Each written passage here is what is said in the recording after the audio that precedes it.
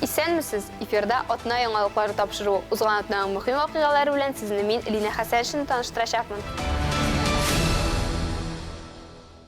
Әлмәт районында яшәүчеләрнең кайбер йортларында Россия президенты Владимир Путинның газ үткәрү социаль программалары буенча беренче нәтиҗәләре билгеле. Бу мизгелне күпләр берничә ел көткән. Кешеләр беренче чиратта коммуналь хезмәтләргә түләүдә экономияләргә исәп тота. Россия президенты Владимир Путин имзаланган карар үз көченә кергәч тә, әлбәттә беренчеләрдән булып табигый газга кушылудан Нурлатлы халкы файдаланган. Бүген биредә эш гөрли.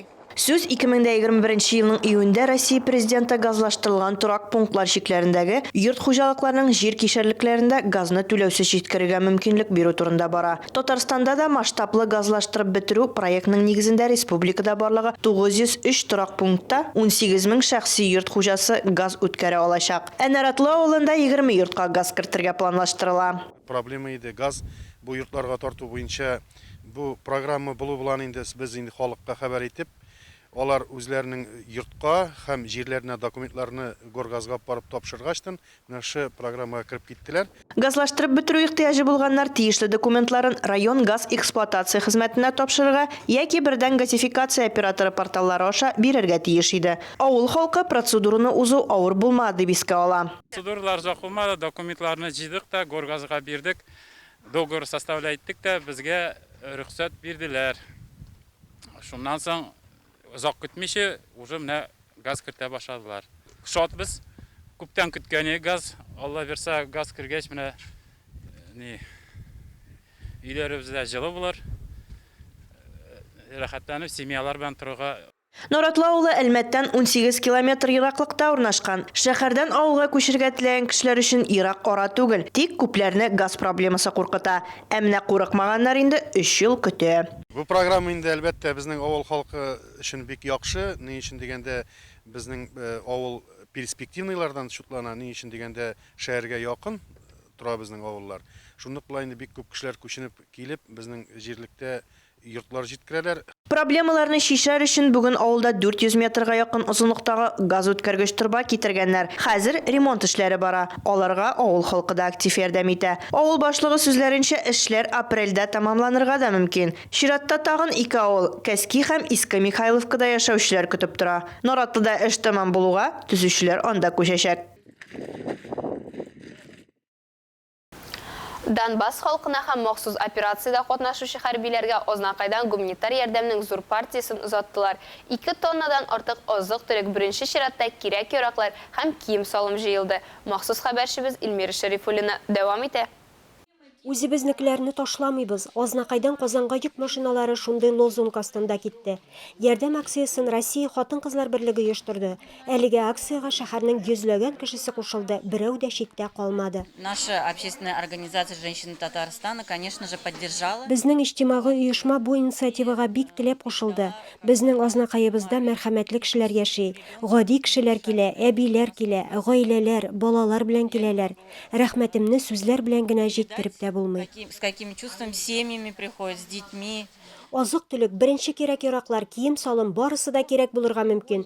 Әбиләр үз куллары белән бияләй носкилар бәйләп алып килсә, Азнакай укучылары үз куллары белән рәсем ясап, эчтәлекле хатлар яздылар. Мәктәпнең балалары менә үз куллары белән эшләгән әйберләрне, хәтта һәрбер бала менә үз күңеленнән, чын йөрәгеннән рәсемнәр ясап менә сугышка каршы булган.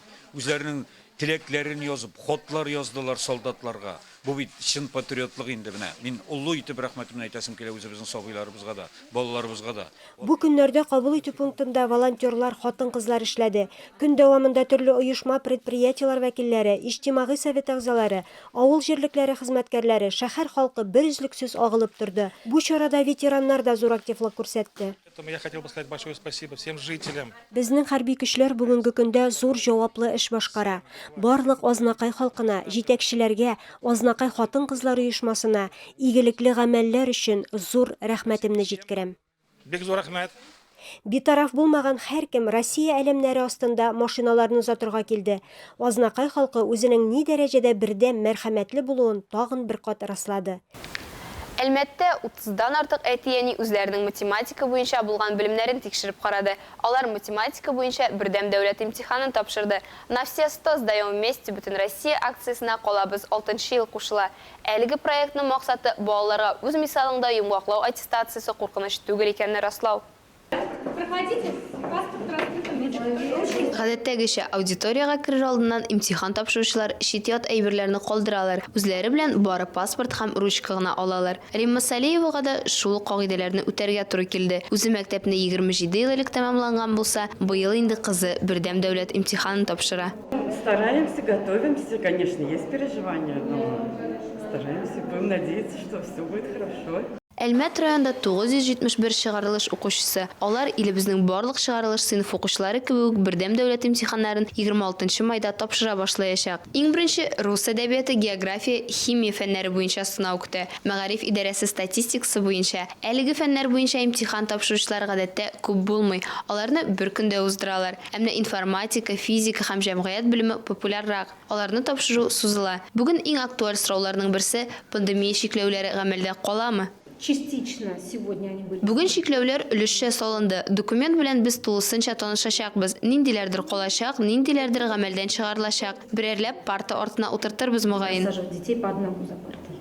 Мәктәп укучылары имтиханнарны махсус әзерләнгән аудиторияда камера астында һәм комиссия алдында тапшырачак. Мы оставляем в одной аудитории не более 9-12 парт. Рассадку мы ставим следующим образом. В шахматном порядке, например, если ставить рассадка, здесь у нас B1, здесь у нас B2, B3. Бу елның яңалыгы сканер. Җаваплар язылган бланкны аудиториядан чыкмыйча сканерлаштырып булачак. Рәмилә Муллабаева 20-нче мәктәптә тарих һәм җәмгыять белемен укыта. Имтихан тапшыру бүлегендә җитәкли. Үзе бердәм дәүләт имтиханын 2013 елда тапшыра. Честно говоря, уже не помню, как проходил сам. Имтихан ничек узганын хәтерләмим. Мизгеле хәтердә. Җылы май көне иде. Без урамда торабыз, безне чакырганнарын көтәбез. Барлык имтиханнарны да азнакайда тапшырдым. Математика, рус теле, тарих һәм җәмгыять белеме. Математика ул чакта бары тик профиль иде. База өлеше юк иде. Математику мы сдавали профиль. 30 әтияне имтихан тапшырып кына карамый. 2 айдан балаларны нинди шартларда имтихан тотасыларын үзләрендә тоеп карый.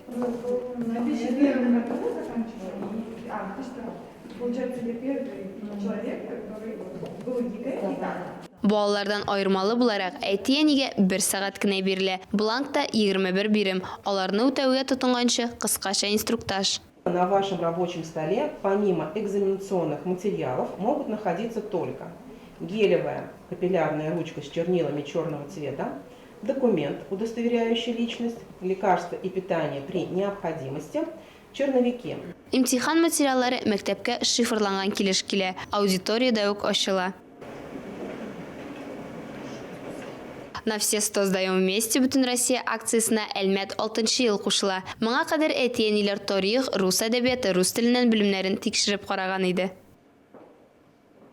1 апрельдә кояш байыганнан соң изге Рамазан ае башланды. Бу төндә республикабызның барлык мәчетләрендә бары Рамазан аенда гына башкарыла торган 1-нче тәүбә намазлары укылды. Кичә 2 апрельдә уразаның 1-нче көне иде. Рамазан аеның фазиләтләре хакында безнең иҗат төркеменә Әлмәт районы имам-мөхтәсибе Исмәгыйль хәзрәт Сөнатуллин сөйләде. Уразаның максаты тирәнтен рухи гыйлемгә ирешү. Ул кеше нәфесен барлык гөнаһлардан чистарта. Ураза тәкъвалыкны арттыруга бер сәбәп булып тора ди дин белгечләре. Рамазан айы мәгъфират айы, гафу ителә торган ай. Беренче 10 көне, аннан соң икенче 10 көне ул рәхмәт көннәре беләбез әйбит. Һәм ахыргы 10 көннәре уттан котыла торган көннәр. Һәм Пәйгамбәрбез сәлам әйтте, җәннәтнең ишекләре ачылып, җәһәннәмнең ишекләре ябыла торган ай. Ул айда безнең кылган изгелекләребез күпкә Аллаһ каршында күбәя торган ай. Шушы әйберләрне истә тотып белә торып, мусульман кешесе ничек шатланмасын. Аллаһ Тәгалә үзенең бер хадисендә әйтә: "Мин күкләргә, җиһанга, галәмнәргә сыймам, әмма мөмин бәндәнең калбенә сыярмын" ди. Җан ул шиксез, мәңгелек. Кеше никадәр күбрәк Раббысына якынлырга тырыша, Аллаһ Тәгалә аңа шул тиклем күбрәк итеп үз рәхмәтен ачып сала. Рамазанны бәрәкәт ае дип тә йөртәләр. Бу вакытта чыннан да барыбыз үзен бәхетлерәк тоя, хис итә. Чөнки бу чорда күңелләребезгә коткы салучы шайтани затларга да богау салына. Рамазан аеның көндезе ничек кадерле булган булса, безнең өчен аның төне дә шулай кадерле. Төн өчен нинди әҗер ала торган булсак, көне өчен дә шул ук әҗерне алабыз. Шуның өчен һәрбер мизгелне, мәсәлән, бүген бит әле Рамазан ае дип, үзеңне һәр вакытта исеңә төшереп, үзеңнең телеңне, үзеңнең күзләреңне, һәм менә шушы үзе зур шара булып тора. Әгәр дә аңлаган кеше булса. Рамазан аена алдан әзерләнү мәслихәт, ул әзерлек изге айны көтеп, аңа керергә ниятләп торудан гыйбарәт. Ул теге сәламәтлекне арттыру, яисә ниндидер бер минемчә бер фитнес булсын дип түгел, ә бәлки ул аны тота, Раббым миңа моны фарыз иткән, һәм ябыгы өчен дә түгел, һәм сәламәтләнү өчен дә түгел, моны Аллаһ субханаһу ва тааля фарыз кылган һәм мин моны тотам. Һәм инде икенчесе, әлбәттә, ул Рамазан аена керер алдыннан аның әзерлеге, әгәр дә туганнары белән, әти-әнисе белән, хатыны белән, хәләл җефете белән, балалары белән, якыннары белән, әгәр дә ул тавышка, Рамазанга хәтле тавышланган булса, шушы әйберләрне, хәтта күршеләре белән тавышланган булса, Рамазанга хәтле берсе-берсен гафу итеп, Аллаһ белән элемтәне яхшыртып, һәм кешеләр белән элемтәне яхшыртып, чиста калып белән, чиста күңел белән Рамазан аена керергә тиеш кеше. Рамазан айы ул сынау айы. Бу вакытта таң атканчыдан кояш батканчыга кадәр ашау-ичүдән, ире хатыны, хатыны ире белән якынлык кылудан тыелып торырга тиеш. Әлбәттә, бу вакытта һәркем изге ниятдә булып, савап эшләп калырга тырышырга тиеш. Иң башта ураза тоту җиренә җиткереп башкарылу зарур. Безнең беренче таравих намазы һәм 2 апрель инде без иртә белән сәхәргә уянабыз, Алла теләсә сезнең белән, һәм инде 2 апрель көне ураза булабыз, иншаалла.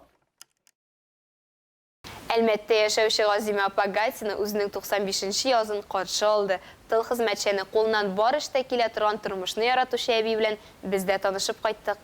Сезгә исәнлек, саулык, озын гомер телибез. Рәхмәт. Сезнең белән горурланабыз без. Шундый улы юбилеегез белән котлыйбыз сезне. Бик озак яшәдек бит инде улы. Тагын яшәргә кирәк. Газима Нутфулла кызын котларга дип район башлыгы Тимур Нугманов үзе килде. Аның белән бергә юбилярны калабызның ветераннар советы, социаль яклау идарәсе, Таграс Энергосервис һәм Әлмәт ремонт төзү идарәсе исеменнән дә тәбрикләделәр. Узалык, байлык, менә шулай ел сайын очрашып торырга язсын. Юбиляр 1927 елның 29 мартында Алексеевск районының Урман асты Шанталасы авылында туа. Гаиләдә 9 бала була. Әтисе колхозда эшли, әнисе балалар үстерү белән шөгыльләнә. 4 класс укыганнан соң Газима апа да колхоз эшенә җигелә. Бик авыр эшләдек, бала вакыттан. Үләнне күп ашадык. Кышырканны, зәрдәләрне, юаларны, һәммәсендә нинди ашытылган үлән бар, без барысын да ашадык кызым. Шеники ашарга булмады күп вакытта. Икмәк булмады тойганчы. Эшләттеләр безне бала вакыттан ук. Бөек Ватан сугышы елларында да юбиляр туган авылында яши. Колхозда эшли, әти-әнисен тәрбияләшә. Гаиләдә уртанчы бала булган Газима апа, үземнән зур апалар, кеше энеләр бар иде. Олы абыебыз Фин сугышында юкка чыкты, хәбәрсез югалды. Жизниләр сугышта булды, дип күз яшьләре белән ачы елларны искә ала. Безнең әти бик карт баба иде. Әни дә карт иде. Алар безнең бөтенебезгә эш кушалар иде. Biz bütün işli bile idik. Berenler karab, buzavlar karab, edenler yuvup, bakşanı kırak bilen kazıp, bakşamız bek zor idi. Anı kırak bilen kazı idik, oturta idik, makikli idik, ukajıvıt idik. Bütün nersemiz, uğraşayımız yakşı bulaydı. Сугыш тәмамланганнан соң биләрдә укуын дәвам итә. 7 класс тәмамлый. Шәфкать туташы булып хастаханәдә эшли. 1951 елда кияүгә чыга. Башта Алексеевскида яшиләр, бераздан Әлмәткә күченәләр. Хабибулла ага белән 3 кыз һәм улларын үстерәләр. Газима Нутфулла кызы калабызда Кибеттә, Әлмәтев нефть һәм газ чыгару идарәсендә, Әлмәт ремонт төзелеш идарәсенең балалар бакчасында эшли. Шуннан лаеклы ялга китә. 95 яшьлек юбиляр сүзләренчә озын гомернең сире хезмәт сөюдә, тырышлыкта һәм балаларның мәхәббәтен, җылысын тоеп яшәүдә. Тыл хезмәтчәне Газима Нутфулла кызның тырыш хезмәте өчен күп төрле медаль һәм рәхмәтләре бар. Бәйләргә, тегәргә яраткан 4 бала әнисе, 9 онық һәм 13 онықчык әбисе бүген Резида кызы белән яши. Она, конечно, строгая, в строгости нас воспитала. Может, поэтому мы теперь вот в жизни многое научились и разбираемся во всем. Җитди, кырыс инде. Шуңа без тормышта күп нәрсәгә өйрәндек һәм ирештек. Әни инде кайчак йомшак, кайчак таләпчән, төрле шаклар булды. Барына да безне өйрәтте. Моның өчен зур рәхмәт аңа. Без дә үз балаларыбызны шулай таләпчәнлек, катгыйлык белән тәрбиялибез. В строгости, в требовательности, тоже так же, как и она нас воспитала. Спасибо ей. Әлегә шулар, мин Динә Хәсәншин һәм монтаж операторы Ленар Курбанов сезнең белән сау булашабыз. Исән-имин булыйк.